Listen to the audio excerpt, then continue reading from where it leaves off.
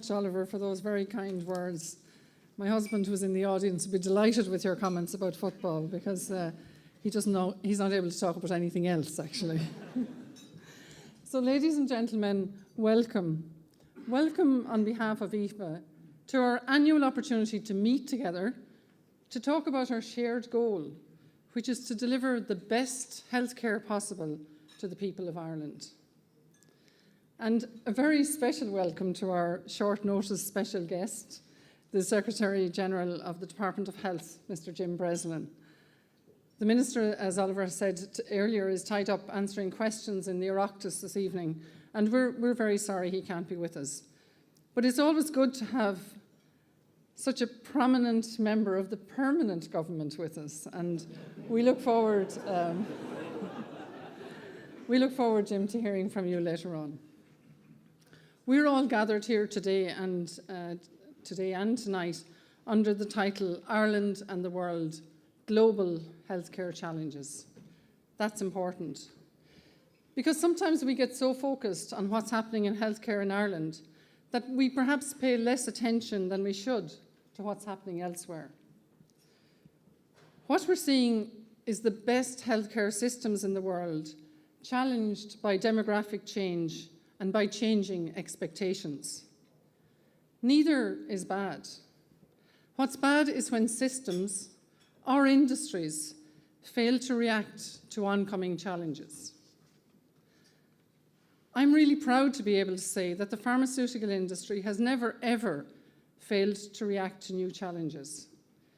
It's an industry whose founders, every single one of them, saw a condition or a disease or a medical problem and set out to craft a solution to that condition, that disease, that medical problem. Today, our industry is of massive scale and global distribution, but the motive force, the determination to find solutions that save and enhance lives, the motive force is not diminished by scale. It's front and centre of everything we do. We heard a lot last week, courtesy of the Web Summit, about innovation. And at one point when I was in the car listening to one of the speakers going on and on about innovation, it struck me, you know what, I'm president of an industry where innovation is the lifeblood. It's the very essence of what we do. And it's innovation for a purpose, a noble purpose. And that was reinforced again today by our excellent medical speakers. Our objective, the objective of each and every company represented here tonight, is to come up with new ways to change lives. We talk a lot about better patient outcomes, but that's kind of corporate speak. Our innovations do change lives for the better. But our commitment to the individual patient goes a lot further than innovation. It demands collaboration with a large number of people across the health system in order to deliver patients what they need. It demands partnership. One such partnership you will hear more about over the coming months, when next year we were going to collaborate with Pharmachem Ireland to host a major biopharma event here in Ireland to bring our global research and technology leaders to these shores. This event will showcase innovation in biopharma. It will educate people about this most exciting area of development, and it will underline our contribution here in Ireland to economic policy through investment and innovation. It's something to look forward to. But then we have a fair number of things to look forward to. The economy is recovering strongly from the crisis, and the fact is that our industry was one of the steadfast contributors in the bad years and is already making an enhanced contribution to the economy now that we're on a roll again. The signs of economic recovery are everywhere. In the traffic, I think many of you probably took a lot longer to get here tonight than you did this time last year. In rising employment, and people aren't just getting jobs, they're getting good jobs. In increased consumer confidence, increased investment, And Minister Varadkar has said the era of health cuts is over. This recovery didn't happen by accident. It happened as a result of discipline and diligence. It's a major and a national achievement, unimaginable 4 or 5 years ago.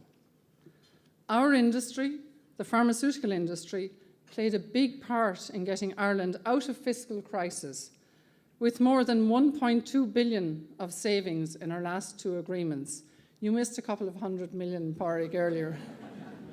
It's 1.2 billion. But we've contributed on other fronts too. Our industry is a driver of strong export growth.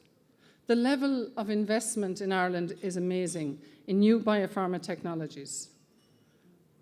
We are one industry, global, complex, full of incredible science, and we heard lots of examples of that today, making serious investments and providing real value to patients. Plus, directly and indirectly, we employ more than 50,000 people in Ireland. But I believe that our contribution extends far beyond the savings achieved or the economic impact generated. It just cannot be measured in euros alone. As an industry, we're in the business of helping people return to work, enjoy a better quality of life, contribute to their communities, and live longer, healthier lives. It's a business that generates results. And in this month of November, it's so encouraging to see data from the National Cancer Registry showing that 4 out of 5 men with prostate cancer will be alive a decade after diagnosis. That is the true value of intelligent public spending on health and on innovative medicines in particular. Our medicines improve life expectancy. Since the turn of the millennium, life expectancy in Ireland has gone up from 76 years to 81 years. That's faster than anywhere else in Europe. Now, the fact is that that's not just a statistic. The reality is that keeping people healthy and active for longer has a positive impact on society, productivity, and competitiveness. A hugely positive impact that's impossible to measure. In 2014 alone, we brought 29 new medicines to Irish patients, medicines with the potential to benefit 700,000 people. And as the HSE's Tony O'Brien has put it, the onward march of technology and the development of new drugs brings great opportunities. Innovative medicines, when they were introduced, coincided with major developments in cancer survival and improvements in the management of cardiovascular disease.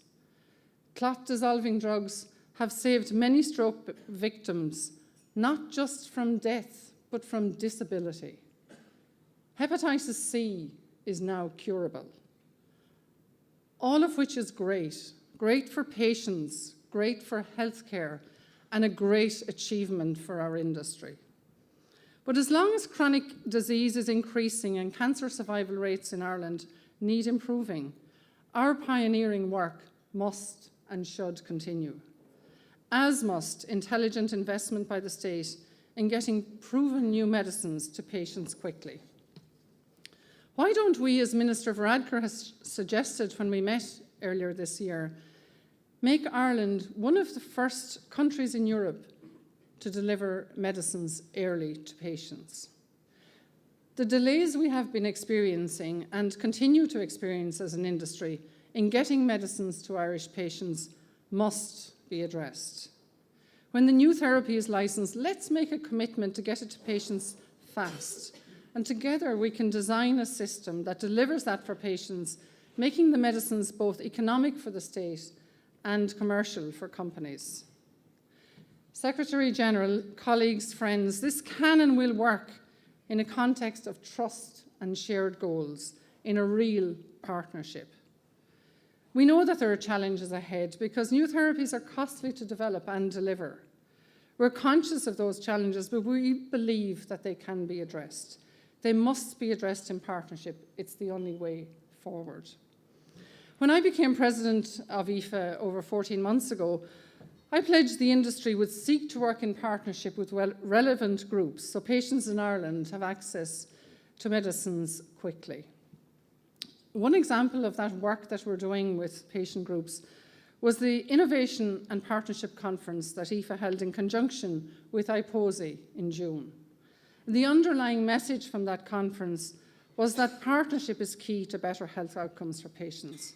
We must collaborate to ensure the patient's voice is heard at all stages of healthcare delivery and research. And when we speak of research, and clinical research in particular, the current system in place for conducting clinical trials in Ireland is not working efficiently at the moment. IPHA looks forward to continuing our partnership with the Clinical Research Coordination Ireland Group and with government to make sure that patients can get access to trials efficiently in Ireland, like they do in other countries like Denmark. The patient is pivotal for all of us, including pharmacists, and we heard Professor Anne-Marie Healy talking about the role of pharmacists earlier today. But we believe that the role of the pharmacist should be expanded and self-care should be at the heart of the healthcare system. And that's what the government's own Healthy Ireland framework calls for too.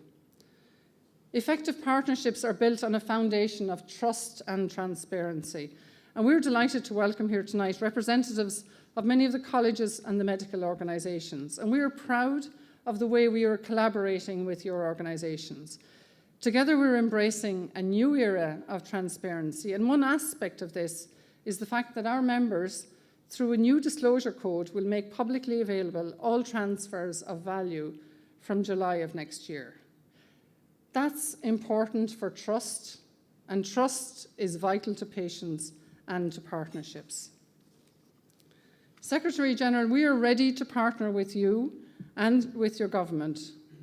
Ultimately, I suggest we think of ourselves as one industry and one government with one person at the centre, the patient. There is so much to be gained in this new era for Ireland. We have come through this crisis. The economic recovery is full of potential, and medical science is full of new solutions. Joining them together will be the intelligent, compelling purpose of our work with government, with our partners, with our stakeholders for the betterment of our society as a whole. Healthcare is never going to be easy, but we need to move beyond just coping to a bigger aspiration, indeed, two bigger aspirations. The first is making Ireland the world leader, not just in pharmaceutical manufacturing, but in pioneering the delivery of innovative medicines to patients.